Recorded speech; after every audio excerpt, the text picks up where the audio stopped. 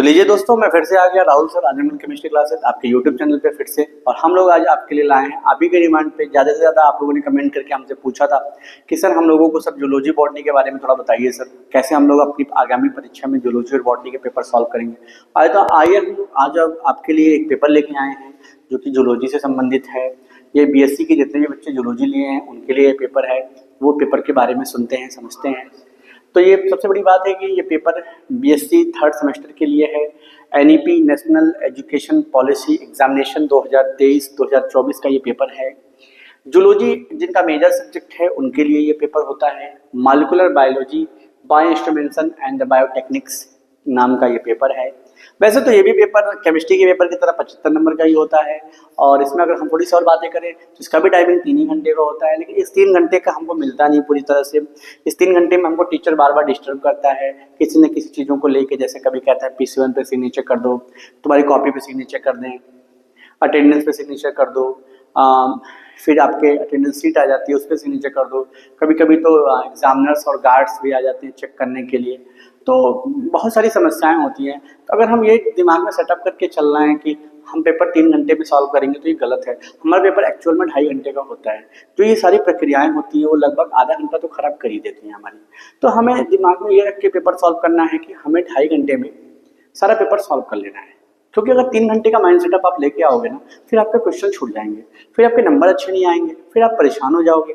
तो अगर आपको बेहतर नंबर चाहिए तो मेरी राय तो ये है, आपके डॉक्टर राहुल सर की राय ये है कि आपको करना ये पड़ेगा कि आपको पूरा पर्याप्त टाइम लेना पड़ेगा। दिमाग में ये रखना है कि ये पेपर सिर्फ और सिर्फ 2.5 घंटे का है। ओके, तो आइए हम लोग पहले सेक्शन ए की बात करते हैं। सेक्शन ए में छोटे छोटे क्वेश्चंस के आंसर आते हैं, जैसे 2 नंबर के क्वेश्चन होते हैं, 50 शब्दों में आंसर देना होता है, छोटे छोटे क्वेश्चन होते हैं। तो हम लोग जूलॉजी है तो बहुत बेहतरीन होता है, बहुत मजा आती है, इंटरटेनिंग होता है। Attempt all 10 part of this question, मतलब सेक्शन ए में कह रहा है attempt all 10 part of this question, और इस प्रश्न के सभी 10 भागों के उत्तर दीजिए। सेक्शन ए 10 भाग में है, 10 हिस्से हैं, और 10 हिस्सों को आपको जवाब देना ही देना। मतलब आप किसी को छोड़ नहीं सकते सेक्शन ए में। मतलब ना तो आप ये नहीं कह सकते पहला छोड़ दें दूसरा छोड़ दें, मतलब करना सब है आपको। अब सवाल है कि अगर हमको पहला नहीं आता तो क्या करना चाहिए। अगर आपको नहीं आता है पहला तो जाहिर सी बात है दूसरा क्वेश्चन कर लीजिए। लेकिन मैं आपको बता दूं, अच्छी राय ये दूं कि सेक्शन ए आप जहां करते हैं पेपर कॉपी में, वो सेक्शन ए वहीं रखा करिए। ऐसा ना हो कि सेक्शन ए का कुछ हिस्सा आपने कर दिया, फिर कुछ हिस्सा लेके आप कॉपी के लास्ट में चले गए। होता क्या है, चेक करने में दिक्कत होती है, फिर कभी कभी तो छूट जाते हैं आंसर, आपके नंबर्स नहीं मिलता है। तो जब भी आप सेक्शन से स्टार्ट करें तो नंबर देने वाला भी बड़ा परेशान हो जाता है, इसलिए आप एक जगह रखें और नंबर देख के ही क्वेश्चंस के आंसर लिखें।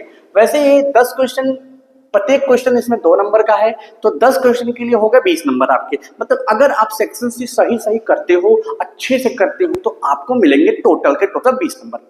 मैं आपको अपनी तरफ से बता दूं कि सेक्शन ए में किसी के नंबर्स कटते नहीं है अक्सर। अगर आपके आंसर सही हैं तो उसके फुल्ली मार्क्स मिलते हैं। ओके, तो सेक्शन ए लिखने में थोड़ी सी सावधानी बरतें, आंसर सटीक हो, क्योंकि शब्द निश्चित होते हैं, 50 शब्दों में आपको उसके आंसर देने पड़ते हैं। इसलिए इस चीज का तो हमेशा ख्याल रखें कि क्वेश्चंस जब आंसर दें तो चीजें बहुत कंफर्म हो आपके साथ। फिर मेरे भाई पहले क्वेश्चन की तरफ चलते हैं। बाइंडिंग साइट ऑफ राइबोसोम, कह रहे हैं कि थोड़ा सी बातें बताते हो फटाफट। कह रहा binding site of ribosome ribosome कहाँ जुड़ता है, ये सवाल है। ये आपके पहला सवाल है। दूसरा सवाल है बीयर लैम्बर्ट लॉ क्या होता है, लैम्बर्ट और बीयर लॉ क्या होता है। कैपिंग ऑफ आरएनए क्या होता है, आरएनए की कैपिंग क्या होती है। ये तीसरा सवाल है। फिर ये 3 सवाल हो गए आपके। चौथे सवाल में है प्री बॉक्स क्या है, प्री नाउ बॉक्स क्या है। नॉनसेंस कोडान, मतलब नॉनसेंस कोडान वो होते हैं ना जहां से प्रोटीन सिंथेसिस रुक जाती है, उसको नॉनसेंस कोडान बोलते हैं। Principle of scientification, principle of scientification बहुत अच्छी चीज होती है यार। प्रिंसिपल ऑफ साइंटिफिकेशन बड़ी इंपॉर्टेंट पार्ट है यार साइंटिफिकेशन। प्रिंसिपल ऑफ साइंटिफिकेशन करने यहाँ पे बहुत अच्छे से हो जाएगा क्वेश्चन। छठा क्वेश्चन बहुत आसान क्वेश्चन है। 7वें क्वेश्चन की तरफ चलते हैं। Safety measure of radio active lab, तो रेडियो एक्टिव लैब्स में कौन कौन सी सेफ्टी आपको मेजर करनी चाहिए, वो आपको बातें यहाँ पे बतानी होती है। फिर है शाइन डेल्ग्रानो सीक्वेंस, शाइन डेल्ग्रानो सीक्वेंस क्या होता है। डीएनए का मेथलाइजेशन क्या होता है। पॉली यूबिक्विटेशन क्या होता है, ये 10वां क्वेश्चन है, थोड़ा टेक्निकल है, आंसर बहुत आसान होता है, 2 लाइन 3 लाइन में आंसर कंप्लीट कर देंगे। फिर आपके सामने आता है सेक्शन बी का आता है। सेक्शन बी में कहता है, इसको कहते हैं लघु उत्तरीय प्रश्न कहते हैं। और लघु उत्तरीय प्रश्न में अगर मैं आपके साथ चर्चा करूं तो मैं आपको ये क्या समझा सकता हूं कि ये जो लघु उत्तरीय प्रश्न होता है, attempt any 5 question, give answer of each question about 200 word, लगभग 200 शब्दों में प्रत्येक क्वेश्चन के आंसर आप दे सकते हैं। हर क्वेश्चन होता है 5 नंबर का, और अगर मेरे भाई हर क्वेश्चन 7 नंबर का होता है, 5 क्वेश्चन करने पड़ते हैं, तो हो जाते हैं कुल 35 नंबर। तो ये 35 नंबर के ये हो गए, ऊपर आपने किया 20, तो आप इसको जोड़ देंगे, हो जाएंगे 55 नंबर सही, अगर आपने सेक्शन ए और सेक्शन बी किया। अगर सब सही कर दिया तो सेक्शन बी किया, और पेपर देख लेंगे तो पेपर का कर लेंगे भैया, पेपर पूरा अंत तक देखे, पेपर को पैटर्न को समझे, अंत तक पूरा पेपर सॉल्व करके आए। ये रहा पहला क्वेश्चन सर, ये भैया कह रहा है right a note on the prokaryotic RNA, prokaryotic RNA के ऊपर लिखना है। क्या कह रहा है, right note on prokaryotic RNA polymerase, prokaryotic RNA polymerase पर टिप्पणी लिखिए। चलिए ठीक है, लिख देंगे। डिस्क्राइब अमीनोसाइलेशन ऑफ ट्रांसफर आरएनए, मतलब टी आरएनए की कहानी कहनी है। स्थानांतरण आरएनए के अमीनो एसिलेशन पे वर्णन कीजिए। What are the genetic codons, describe the property, genetic codons क्या हो सकते हैं, उनकी प्रॉपर्टी को आपको डिस्कस करने हैं। फिर क्या कहता है आपके साथ, उसको हिंदी में कहते हैं आनुवांशिक कोड क्या है, इसके गुणों का वर्णन कीजिए। Differentiate between the light and electron microscope, ये 5वां सवाल है। प्रकाश एवं इलेक्ट्रॉन माइक्रोस्कोप में अंतर बताइए। प्रकाश कैसे काम करता है, इलेक्ट्रॉन माइक्रोस्कोप कैसे काम करता है। Describe the ELISA and is application, ELISA क्या है, उसके एप्लीकेशन माने उपयोगिता का वर्णन कीजिए। आखिरी ये 7वां सवाल यहाँ पे लिखा है, पीएच की कहानी करता है। 7वां सवाल आपके पीएच की कहानी करता है। तो पीएच की कहानी में अगर मैं आपके साथ चर्चा करूं तो पीएच की कहानी में पीएच क्या होता है, what is pH, describe the important of pH and explanation working of the pH meter. PH क्या है, पीएच का महत्व बताइए, और पीएच मीटर की कार्य प्रणाली का वर्णन कीजिए। पीएच मीटर की कार्य प्रणाली क्या क्या हो सकती है, उसको वर्णन करना है। What is electrophoresis, discuss the page, आपको इलेक्ट्रोफोरेसिस की कहानी करनी है और पेज डिस्कशन की भी चर्चा करनी है आपको इसके साथ। तो ये है describe the lac operon model proposed by the Jacob Monod, इनके मॉडल को भी आपको डिस्कस करना है। फिर आपका आता है सेक्शन सी। सेक्शन सी में आपको मैं बताऊं समझाऊं कि सेक्शन सी की कहानी एक्चुअल में क्या है। इसमें दीर्घ उत्तरीय प्रश्न आते हैं, लॉन्ग आंसर टाइप क्वेश्चन होते हैं।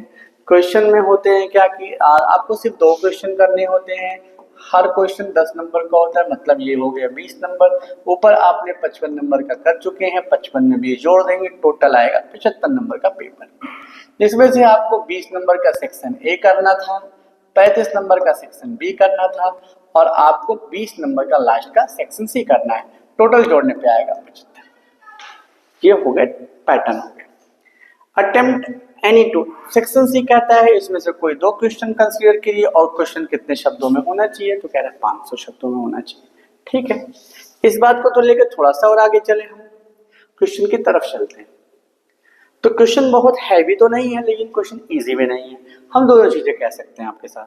लेकिन अगर हम लोग पढ़ के जाएंगे तो पेपर हमारे लिए आसान होने वाला है। कहता है describe the sequential steps and transcription in the eukaryotic, eukaryotic प्रतिलेखन क्रमिक चरणों का वर्णन कीजिए। ये आपका पहला क्वेश्चन सेक्शन सी का है। Right note on any 2 of the following, ये कुछ टॉपिक्स लिखी होंगी, इनमें से किन्हीं 2 टॉपिक पे आपको शॉर्ट नोट लिखना होगा। शॉर्ट नोट का मतलब लगभग 1 पेज लिखते हैं, 300 शब्द प्लस हो जाएंगे तो शॉर्ट नोट हो जाएंगे।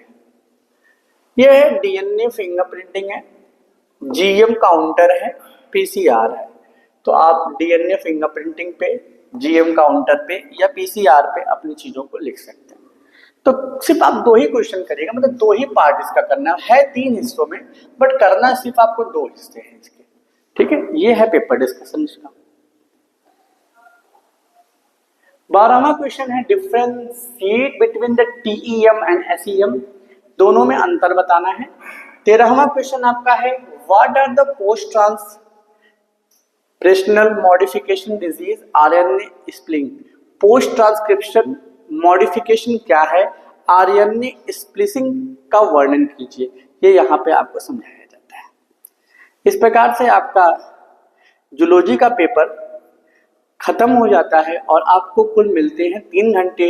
ये 3 घंटे सिर्फ कहने के लिए 3 घंटे होते हैं, हमें मिलते हैं एक्चुअल में सिर्फ 2.5 घंटे, जिसमें हमको सेक्शन ए करना है, सेक्शन बी करना है और सेक्शन सी करना है। ठीक है, तो इस तरह से मुझे उम्मीद है इस पेपर से आपको आगामी पेपर में बहुत सारी मदद मिलने वाली है, इसलिए वीडियो को लाइक सब्सक्राइब करना ना भूलें। आजमगढ़ केमिस्ट्री क्लासेस को सब्सक्राइब कर लें। हम लोग जल्द ही आपके साथ लाइव जुड़ने वाले हैं, जल्द से जल्द हम लोग लाइव सेटअप के साथ आपके साथ आएंगे और सारी दिक्कतों को ठीक कर देंगे आपकी।